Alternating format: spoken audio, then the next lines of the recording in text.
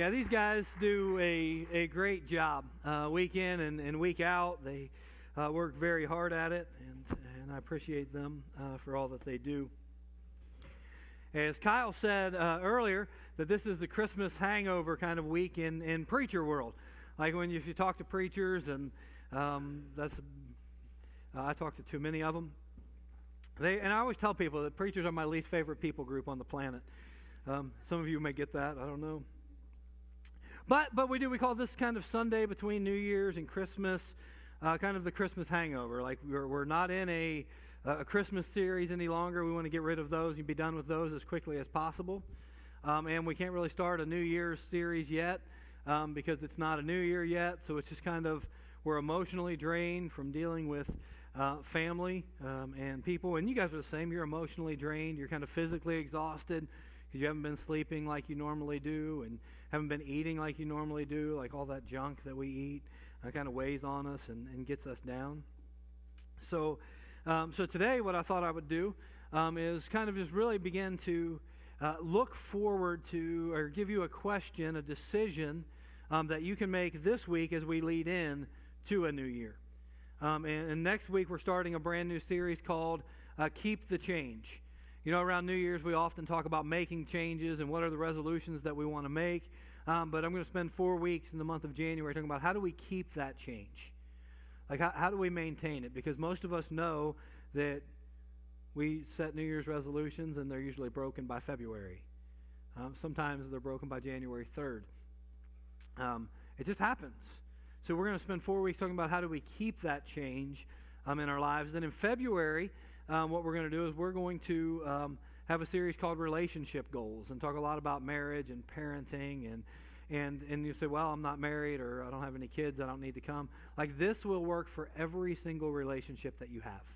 Friends, parents, grandkids, whatever. It's what we'll talk about in those 4 weeks in February will have a drastic impact on all of your relationships. And in fact, in 2020, as the staff and I were sitting around talking and kind of looking at goals and what do we want to do in 2020, one of the things that we decided is we're going to make a focus all year long on trying to better marriages and families throughout 2020. So we've got some neat things coming up. Forgot to mention this in the first service even, but there's going to be a monthly date night challenge that we're going to give you once a month and just say, hey, go out and do this cool thing and try to get you to grow. It's not. We're going to have on Valentine's Day, we're going to have a dinner that night that is going to be amazing for couples. Like I'm excited about it. We're getting some of those like cold case files, and each couple's going to get to solve one of those at like this dinner thing. So be sure to sign up for that. In February also, we're going to be offering a Sunday school class that's meeting called You and Me Forever by Francis Chan, and someone's going to lead through that to help marriages. In October, in the fall, we're going to offer Financial Peace University again to work on finance. So we've got big plans for 2020 and what that's going to look like and how we're going to develop some of those things. But today, what I want to do, how many of you enjoy making New Year's resolutions? Like you enjoy that. Like you look forward to the end of the year coming up and you're thinking, I know what I want to do. I know the changes that I need to make. Like that's great. Like 5 of you, I think. That's awesome. How many of you don't necessarily like making New Year's resolutions, but you know you've got some work to do? Yeah, every hand should probably be up, unless you're perfect. But so when it comes to New Year's resolutions and making those, and we're looking into it in advance, there are really basically 2 types of people. And there are more than that. This is just very generalization because I'm not very smart and couldn't break it down any more than that. But you have the dreamers and you have the realists. Right? You have the dreamers and the realists. And now you know who you are, right? Like all of you, like if you think about it, are you a dreamer? Are you a realist? And you know what the interesting thing is about dreamers and realists? That they often get married. Like they do. And it creates an interesting dynamic. And so as we come into this new year, here's how dreamers talk about the new year. Like they say things like this. This is my year. Like this is going to be the great thing that happens. We're going to do great things. We're going to grow great places. Like we're going to accomplish so much. It's so great. Like they love the word wow. And that's amazing. And realists say, yeah, okay, you said that last year too.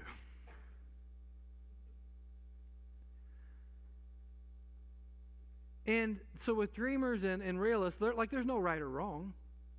Like it's just how we're wired. Like there was dreamers and then there's realists. Like you guys, you know me. Like I am a dreamer. We're going to reach 1,000 people in Kinmundy. Like we are. Like I'm confident of that. Like we're going to pay off $160,000 worth of debt in 2020. Like I'm a dreamer. Like that's me. My wife, love her. She's a realist. But as we begin the new year, here's what I want to do. Here's my challenge, is whether you're a dreamer or a realist, what I want us to maybe look to 2020 or look for this new year through a very particular lens. And what that lens will do is, whether we're dreamer or realist, what that lens will do is will put us into a perspective of growth and of change. And that's ultimately where we're going to go today. Ultimately, I'm going to give you one question, really, to walk away with today. We'll talk about some others in between. But I'm going to give you one question today that I can't over-exaggerate. I can't overhype it. I can't make too much of it. Like, that it has the potential to really shape the year ahead for you. And we're going to get to that at the end. But first of all, I want to get us to the lens that I want us to look through the new year for. And that's the lens of possibility. Like I want us to see the new year with this lens of possibility. A massive and immense possibility. And let me talk to the dreamers and the realists, both of you, for just a second, because there are some things that you need to know.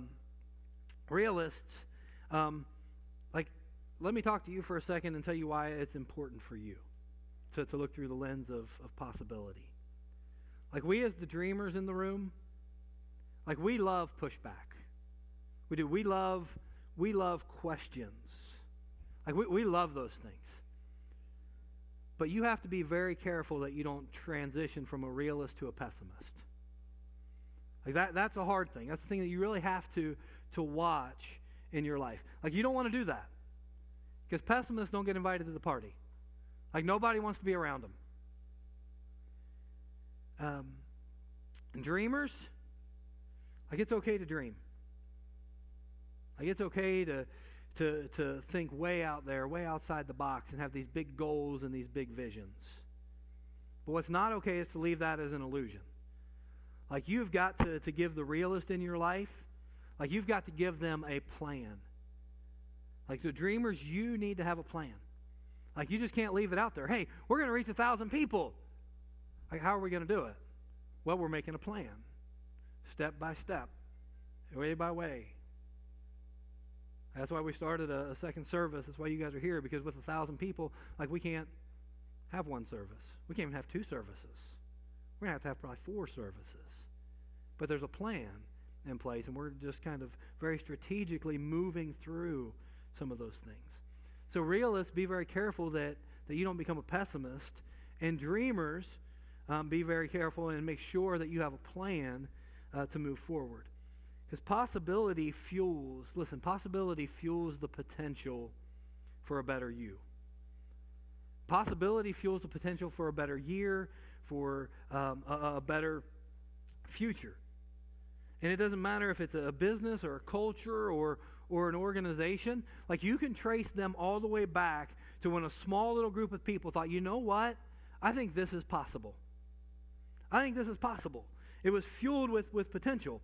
And so if you think something's possible, if you look through the lens of possibility, like it can happen. But if you don't think it's possible, or if you don't believe it can happen, guess what? You're right. You're correct. So whatever you might think about the year ahead, if you think that with possibility that, hey, that's great, it can happen, it can. But if you don't think it's possible, you're right. You get to choose. And so whether you're a dreamer or a realist, I want to challenge you today to just look through the lens of what's possible. of possibility. Let me give you a couple examples of what I'm talking about. One of which that I was kind of directly involved in about 10 years ago when I moved to Kenmundy. Like, we had an amazing group of leaders here at the time. The elders were Don Hall and Larry Ritter and Don Gilbert and Ron Zinzer and Gary Shirley and Phil Phillips. And when I met with them 10 years ago and was full of dreams and full of possibilities, never been to Kenmundy before, but knew what I want, knew what God's calling on my heart was. And I met with them, and they said, hey, we don't know how it's going to happen, but we bought this property right back here, and someday we want to build a great big activity center on it and in a fellowship hall. And so that was the possibility was there. So we began talking about it and creating a church that non-church people love to come to, creating some vision and some dream and pushing that dream to people. And it went from, hey, we want to build a little activity center and a fellowship hall out there. And hey, if we're going to build it that big, let's make it a half-court gym. And then it was like, wow, hey, if we're going to do that, let's just make it a full-court gym. And then let's put some rooms up on top, and let's have this massive kitchen in there, and it's going to be great. But you know what all that started from? From a bunch of guys who sat around saying, hey, I think this is possible. When it didn't look like at that point it was ever possible. Possibility fuels the potential to make ideas, like good ideas, even better. And that's the power of possibility. Like I said, hey, I want to reach 1,000 people. When we were running 120, that didn't seem possible. But good idea, even better. We reach 1,000 people every single week now through our online platform and who comes here. Like, I'm amazed at that. I'll give you another example of two guys that have impacted your life, either directly or indirectly. Two guys by the name of Wilbur and Orville Wright. You've probably heard of them, the Wright brothers. And knowing this information may make you a little unsettled the next time you fly. Like, these guys had no business trying to figure out how to fly anything. Like, what did they do? They were bicycle shop owners. And their hobby was that they liked to watch birds and draw birds. And one of them said to the other one, like, hey, I think that we could probably, if he's drawing a bird, I think we could probably make man fly. And if you ever flown in a plane, you can trace that all the way back to these guys. And in his book, The Wright Brothers by David McCullough, which is a phenomenal book, he said this: these guys had no business figuring this out.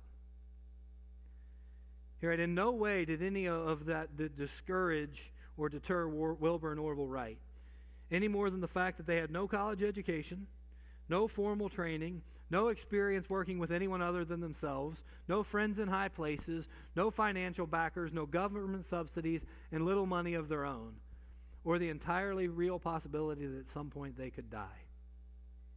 And they went for it anyway. In fact, the United States government paid a guy named Sam Langley $70,000 to try to figure out how to fly. He failed. The Wright brothers figured it out for less than $1,000. It was the power of possibility. Whether you're a dreamer or a realist, if you don't believe it's possible, you're right. But possibility can fuel the potential for a better future, for a better you. So let me tell you kind of what I'm thinking for in 2020 and what I'm working through with our staff and looking forward to.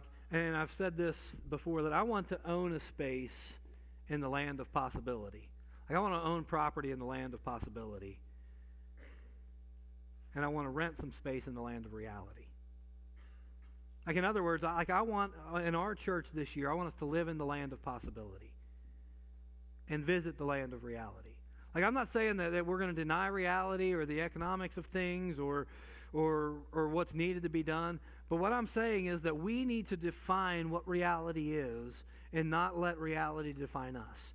Churches so often live in the land of reality. And hey, we can't do that, we can't do that, we can't do that. There's no way we can move forward with that. This is going to make this person mad. There's no way the bank's going to give us that money. There's no way we can take that next step. They live in the land of reality when God says, hey, with me, all things are possible. So I want to live in the land of possibility and just venture into the land of reality every once in a while. And I want that for your life as well. Not only for our church, but I want you to look at your life and say, what is possible out there? And I want you to live there and not live in the world of reality. So how do we do that? Just ask some questions. Like, what do you think is possible for you in the new year?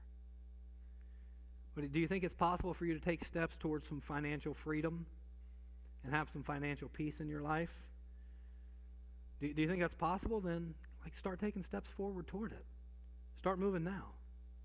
If you don't think it's possible, then you're correct. What do you think is possible for your marriage? Do you think it's possible for your marriage to get better, for a relationship to be healed? If you don't, you're right. But what do you think is possible for your life? What do you think is possible for your emotional life, for your spiritual life? What do you think is possible in the new year? Whether you're a dreamer or a realist, if you can begin to answer that question, it's very helpful in the way that you move ahead. And I think that's a helpful question. And I think I could spend my next 10 minutes trying to answer that question. But like I said, I've got a far greater question. And this is the question that I think can change and shape 2020 for many of you.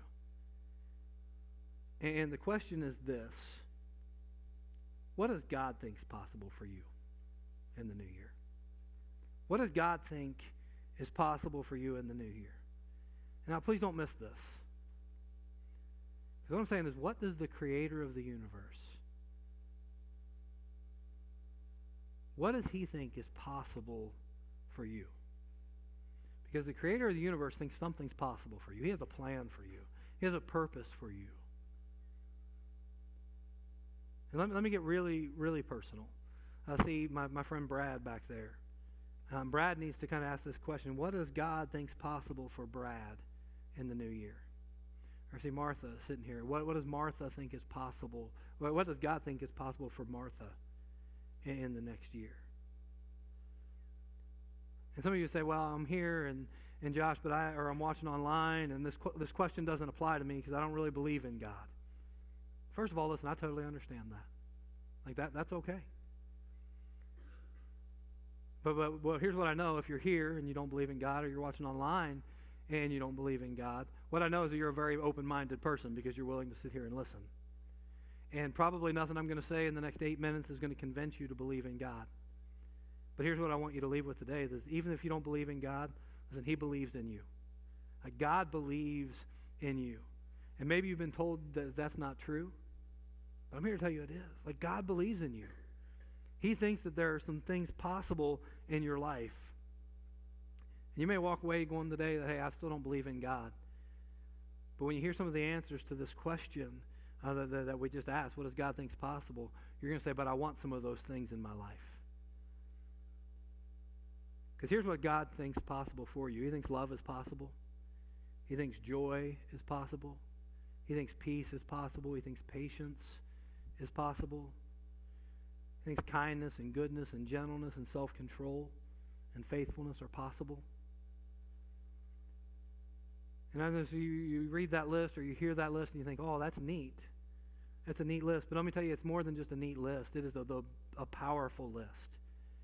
Because every one of your positive New Year's resolutions can be pulled right out of there. See, when it comes to New Year's resolutions, what we're trying to do is to change the heart. And if you can get your heart in line with the resolution, then everything else takes care of itself. For example, if in this new year you want to get your finances in order, you want to get in better financial shape, well, then God thinks it's possible because he says, I can give you some self-control in your spending habits. Or I can give you some patience when it comes to waiting to buy some things. Or I can give you some faithfulness in your stewardship to create that. Or maybe it's physically. You want to get in better physical shape. God says, hey, you know what? I can give you the self-control to do that. Maybe there's an addiction or an appetite that's controlling you. Or maybe there's worry or fear or anxiety and anger controlling you. And God said, hey, you know what? I can replace those things with love and joy and peace and patience and kindness. I can take care of all of those things. Maybe it's just that you're impatient with people in your life and you blow up at them and you're always ruining the relationship because of your anger issues. And God's saying, hey, in 2020, I can give you some patience.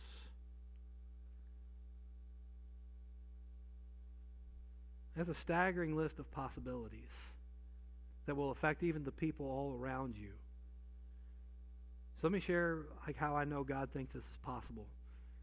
It's because it's written in Galatians chapter 5, verse 22. He says, "But the fruit of the Spirit is love, joy, peace, forbearance or patience, kindness, goodness, faithfulness, gentleness, and self-control.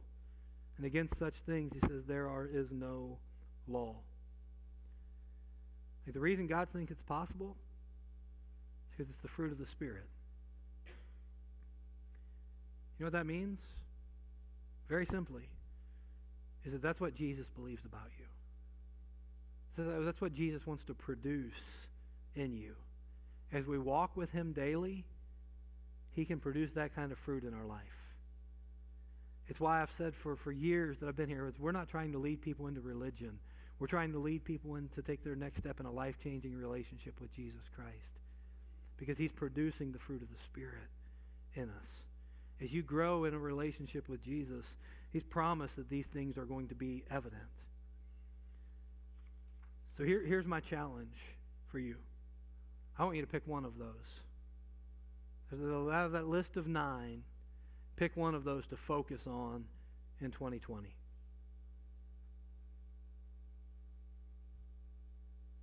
So, well, how do I do that? First one is ask your spouse. You say, well, they may give me 9. They may, but listen, maybe just one. Just one. If your spouse asks you, hey, what do I need to work on? What should be my thing? Just pick one.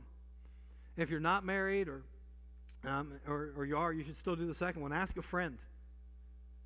Someone that you're close to. Ask a group of people around you that know you. Because sometimes it's hard for us to know how we're received by other people. We don't know how we're taken until we ask them.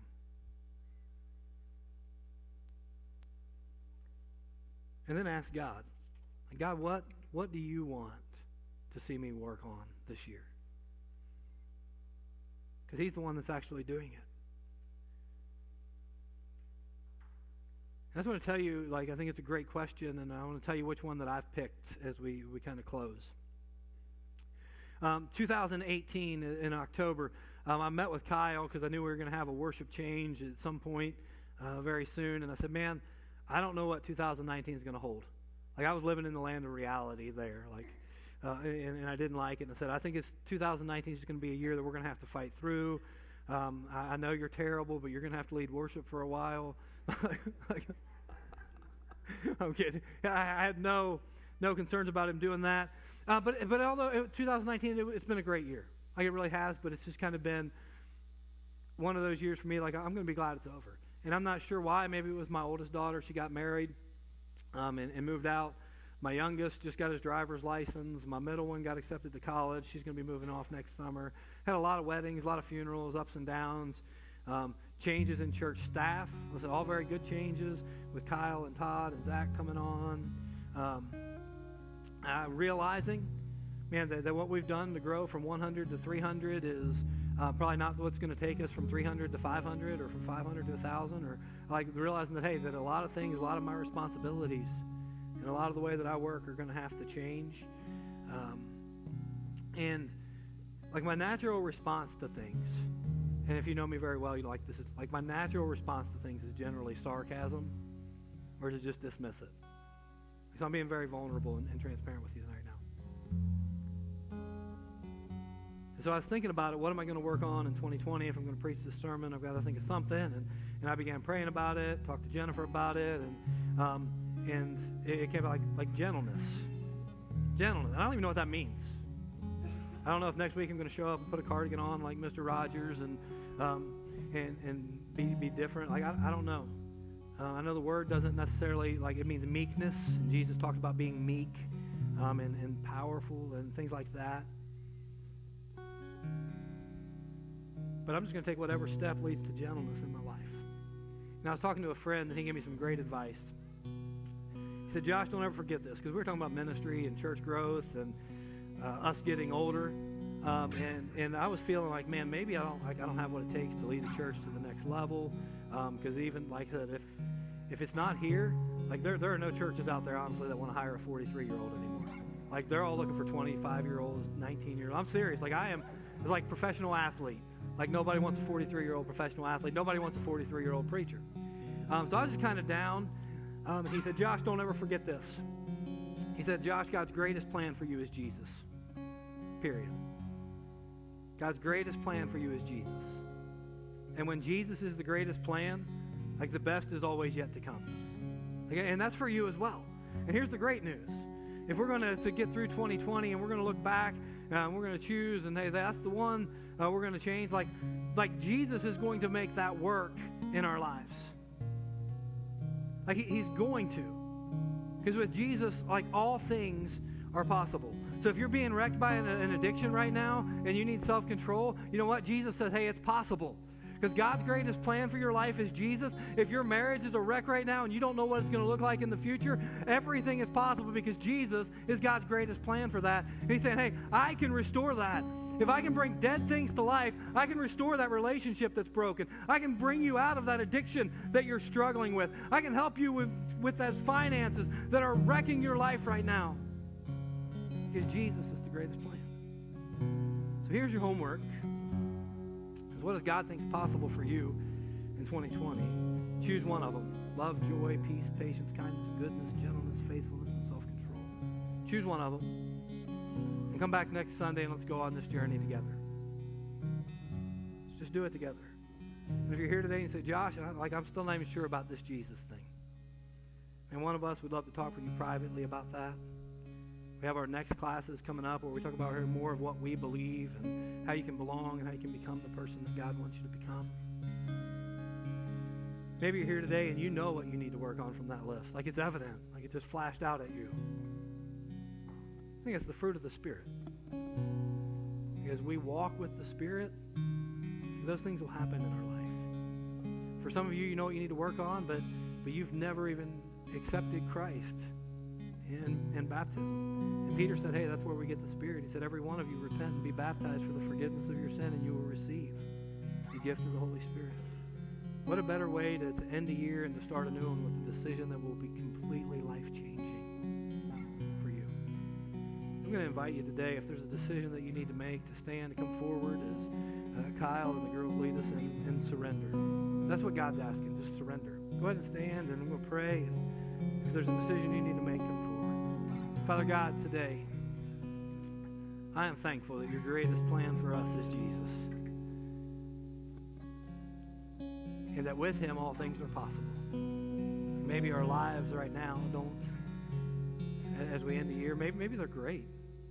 Maybe as we just step in forward, God, we're looking for more of the same. But God, we know that inside you want to change us. You want those fruits to be evident in our life. Or maybe today our life is a wreck. And we need to surrender it completely to Jesus. Maybe for the first time, maybe for the 100th time. You never get tired, God, of us submitting to you and surrendering to you. And you always produce those fruits in our life that make us more and more like Christ. Father, I pray whatever next step you're laying on our heart today, Lord, I pray that we would take it. And we thank you for Jesus, who is faithful to take his next step all the way to the cross. It's in his name that I pray. Amen.